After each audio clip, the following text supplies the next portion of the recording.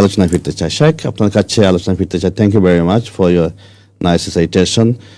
রমাদানের যে ইবাদত বন্দেগী আমরা করেছি, আলহামদুলিল্লাহ, সেই ইবাদত বন্দেগীর যে নামাজ রোজার যে মাত্রা যেটা ছিল খুবই হাই ছিল, কিন্তু আমাদের আলহামদুলিল্লাহ আমরা স্পিরিচুয়াল পাওয়ার খুব হাই ছিল আলহামদুলিল্লাহ।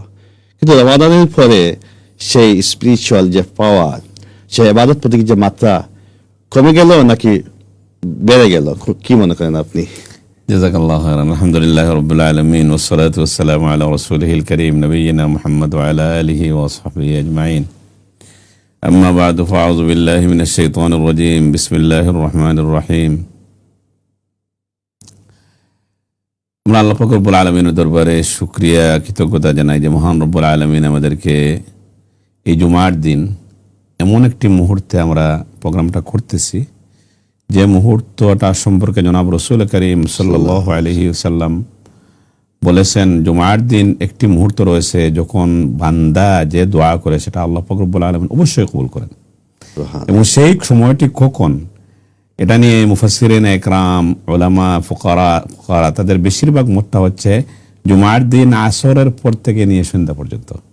আর আমরা এমন এক সময়ে ইসলাম চ্যানেল টেলিভিশন বসে আমরা প্রোগ্রামটা করতেছি এবং যারা পৃথিবীর বিভিন্ন প্রান্ত থেকে বিভিন্ন মাধ্যমে আমাদের সাথে শরীক হইতেছেন, তো এই মুহূর্তে আমাদের সর্বোচ্চ দোয়া থাকবে আল্লাহ পাক রব্বুল আলামিন যে রমাদানুল কারীমের যে স্পিরিট নিয়ে আমরা ইবাদত বন্দেগী করেছিলাম, এটার চেয়ে যাতে আরো বেশি করে আমরা পুরা বৎসর ব্যাপী ঈমান ও ইহতিসাবান যেভাবে এটা নিয়ে আমরা বেশি করে আরো করতে পারি। আসি আপনার প্রশ্নের উত্তরে।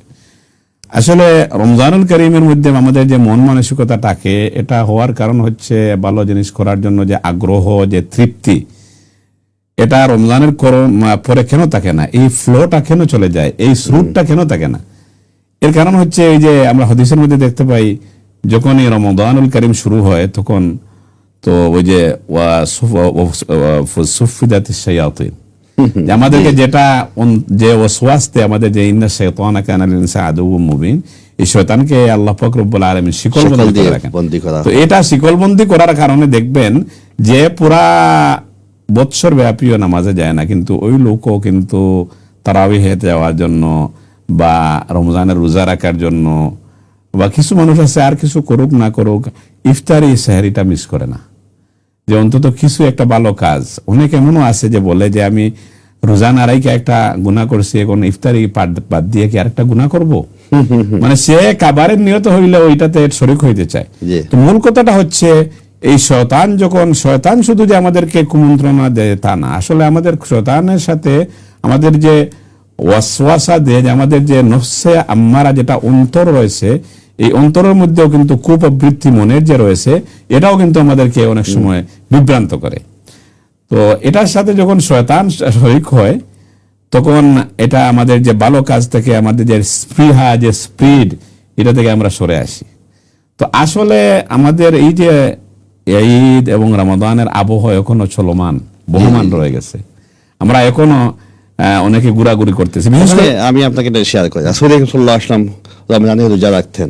হ্যাঁ, রমজানের বাইরেও কিন্তু রোজা কন্টিনিউ করেছেন। রমজানের রোজাগুলো হচ্ছে ফরজ রোজা, আর রমজানের বাইরে যেগুলো সেগুলো নফল। এখানে এই ব্যাপার হচ্ছে আমরা গত প্রোগ্রামে এটা নিয়ে আলোচনা করেছি যে রমজান মাস হচ্ছে ট্রেনিং এর মাস। জি জি। তো ট্রেনিং মাস নেওয়ার অর্থ হচ্ছে রমজান থেকে আমাদের কিছু শিক্ষা আছে। যদিও আমাদের টপিক আজকে সালাত নিয়ে হচ্ছে, কিন্তু এখানে কয়েকটা পর্বে, কিন্তু সাথে একটা প্রশ্ন ছিল আপনার, যে এই রমাদানের যে ইবাদত বন্দেগীর যে ধারাবাহিকতা, এটাকে আমরা কেমন ভাবে ধরে রাখতে পারি এবং এটাতে স্পিড কেন কমে যায়। তো এখানে রমাদানুল কারীমের মধ্যে কয়েকটা জিনিস আমরা শিখছি। যে রমাদানের শিক্ষা কি শিক্ষা? প্রথম হচ্ছে আমাদেরকে তাকওয়া, লাআল্লাকুম তাত্তাকুন। প্রথম হচ্ছে এই কোরআনুল কারীম যেটা বলতেছে তোমরা যাতে মুত্তাকি হইতে পারো, আল্লাহকে ভয় করনেওয়ালা হইতে পারো। তো এটা যখন আপনার আমার হাসিল হয়ে যাবে, তখন আমরা আরেকজনের উপরে অত্যাচার করতে পারবো না। এবং বিশেষ করে সবচেয়ে বড় জুলুম হচ্ছে, অত্যাচার হচ্ছে নিজের উপরে করা। এই যে রব্বানা যালামনা, আমি যদি নামাজ না পড়ি, তাহলে যাকাত না দেই, আমি যদি হারাম পথে চলি, তাহলে আমি আমার নিজকে সবচেয়ে বড় জুলুম করতেছি। কারণ জাহান্নামের জন্য আমি নিজকে নিজের উপর বিচার করতেছি। তো এই যদি তাকওয়াটা হাসিল হয় তখন আমি নামাজ ছাড়তে পারবো না, মনে হবে যে আল্লাহর ভয়, আল্লাহ আমাকে দেখতেছেন, আল্লাহ দেখছেন। হ্যাঁ, যখন আমি কাউকে ঠকাইতে যাইব তখন মনে হবে যে আমি আল্লাহ দেখতেছেন। তো এই তাকওয়াটা যাতে আমরা বেগবান রাখি। তারপর আরেকটি ইম্পর্টেন্ট হচ্ছে এই মাসটার ফজিলত ছিল কোরআনুল কারীমের কারণে, যেটা আপনি আংশিক আগে বলেছেন প্রারম্ভে ভূমিকাতে, যে কোরআনুল কারীম আমরা যেভাবে এই মাসকে কোরআনের মাস বলা হয়, এটা আমরা বলতে আল্লাহ বলতেছেন শাহরুর রমাদান আল্লাযী উনজিলা ফীহিল কোরআন, যে এই মাসের ফজিলতটা এই জন্য হয়েছে যে কোরআনুল কারীম মাসে নাজিল হয়েছে। তো আমরা যেভাবে কোরআনুল কারীমের সাথে আলহামদুলিল্লাহ যে যতটুকু পারছি সম্পৃক্ত ছিলাম, যেমন কিয়ামুল লাইলের মাধ্যমে হোক, তারাবিহের মাধ্যমে হোক, নিজে তেলাওয়াতের মাধ্যমে হোক, তো এখন তো কোরআনুল কারীম তো আছে, রমজান চলে গেছে, আবার ইনশাআল্লাহ হয়তো আমাদের জীবনে বারবার আসবে, কিন্তু কোরআনুল কারীম তো আপনার আমার ঘরে আছে, ওটা কেন আমরা আজ তিলাওয়াত করব না? তাহলে আমরা কি শিক্ষা পেলাম? মানে রমজান থেকে আরেকটা শিক্ষা পেলাম, যেহেতু রমজানুল কারীমের ফজিলত ছিল এই কোরআনের কারণে, তাহলে আমাদের জীবনে যদি রমজানুল কারীমের শিক্ষাটাকে আমরা কাজে লাগাইতে চাই, এই আবহ এই নেক আমলকে আমরা ধরে রাখতে চাই, তাহলে কোরআনুল কারীমের অধ্যয়ন আমাদেরকে যেভাবে রমজানও করেছি সেভাবে আমরা চালিয়ে যেতে হবে। এখন আমার একটা অনুরোধ থাকবে যে আমরা কোরআনুল কারীমকে কোরআনুল কারীম বলা হয়, শব্দের অর্থ হচ্ছে যে সবচেয়ে পঠিত, বেশি পঠিত যে বই সেটাকে কোরআন বলা হয়। পৃথিবীতে এমন কোন বই নাই যেটা মানুষ না বুঝে পড়ে, কিন্তু একমাত্র কোরআনুল কারীম যেটা না বুঝেও যদি কেউ পড়ে তাহলে সব পাইতেছে। কিন্তু আপনি আমি আল্লাহর সামনে দাঁড়িয়ে কি তেলাওয়াত করতেছি, অন্তত আমি সবাইকে অনুরোধ করব যে এটা অর্থটা বোঝার চেষ্টা করেন।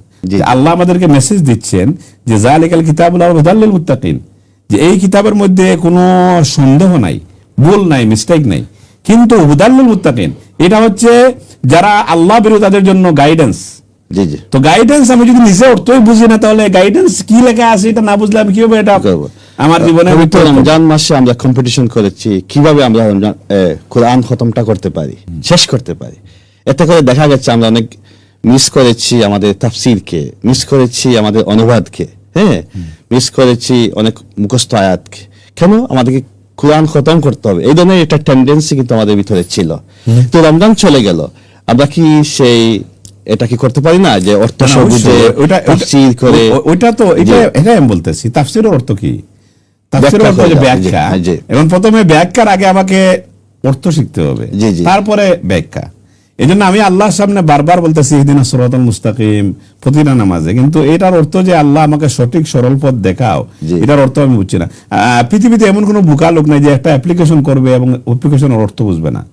প্রতিদিন আমরা লা সালাতা ইল্লা বিল ফাতিহাতিল কিতাব, প্রতিটা নামাজে সূরা ফাতিহা ছাড়া নামাজ হয় না, কিন্তু আমরা আল্লাহর সামনে বলতেছি।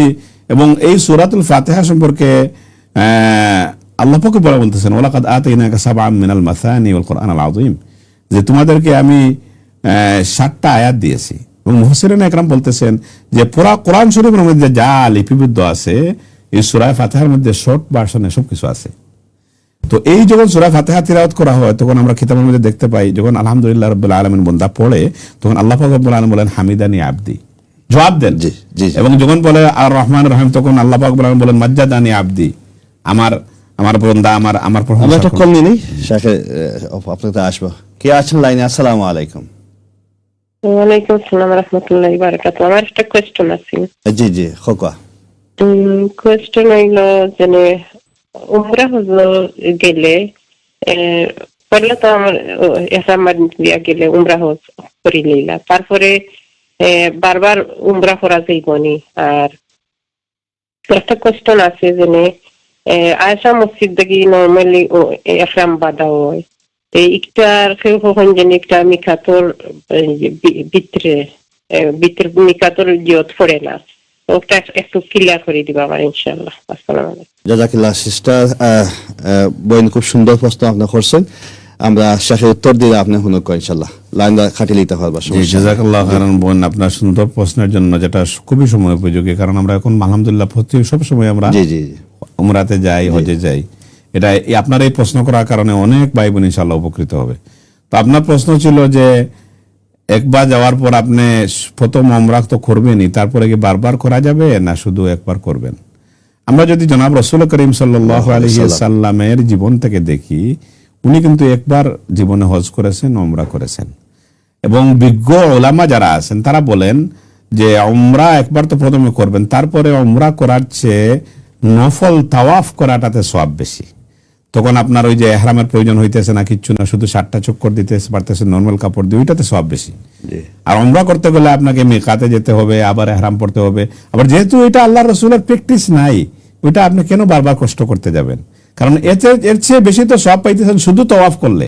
তো এই জন্য আমরা মানুষকে উৎসাহিত করি যে বেশি বেশি করে তাওয়াফ করেন, উমরা একটাই করেন। হ্যাঁ, যদি কেউ করতে চায়, হ্যাঁ যদি করতে চায় করে, অনেকে করে এভাবে যে আমি গেছি আবার জীবনে যেতে পারবো কিনা, করতে পারে, শরীয়ত মতো কোনো অসুবিধা নেই। কিন্তু আমরা বলি যে রেকমেন্ডেশন হচ্ছে যে ভালো হয় আপনি একবার উমরা সারার পর বেশি করে তাওয়াফ করবেন। আর যদি কেউ বারবার করে তার শারীরিকভাবে সেই সক্ষমতা দেয়, কোনো অসুবিধা নাই। দ্বিতীয় কথা হচ্ছে এই যে মিকাতের ব্যাপারে আপনি যেটা বলছেন, মসজিদে তানঈম, যেটা পরবর্তীতে মসজিদে আয়েশা নাম, তো এটা আসলে এটাই তো একটা মিকাত। এটা হযরত আয়েশা রাদিয়াল্লাহু আনহা এখান থেকেই ইহরাম করেছিলেন। এই জন্য মক্কা শরীফের সবচেয়ে পাশের মিকাতটাই হচ্ছে এখানে। কারণ আপনি যদি ওই বাহির থেকে যান, এখান থেকে গেলেন, এখন যদি আপনি আয়েশাতে মসজিদ থেকে আপনি যদি নিয়ত করেন তাহলে হবে না, কারণ জিদ্দাটা পড়ে গেছে মিকাতের ভিতরে।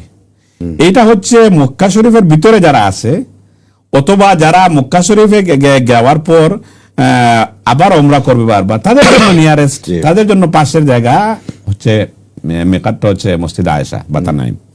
তো এই জন্য এখানে গিয়ে করলে কোনো সমস্যা নাই, কোনো সওয়াবেরও কমতি হবে না, ঘাটতি হবে না। কিন্তু এটা কোনো যে এটা এখানে করলে হবে না, এটা ভিতরে, এটা না, এটা আসলে বুঝের ভুল। কোনো ওলামা একরাম এরকম বলবে না। সমস্যা হচ্ছে আপনি যদি এখান থেকে যান, তাহলে আপনাকে উইদাউট ইহরাম আপনি যদি নিয়তে যদি জিদ্দাতে নামেন, তাহলে আপনাকে দম দিতে হবে, আপনার উমরা হবে না।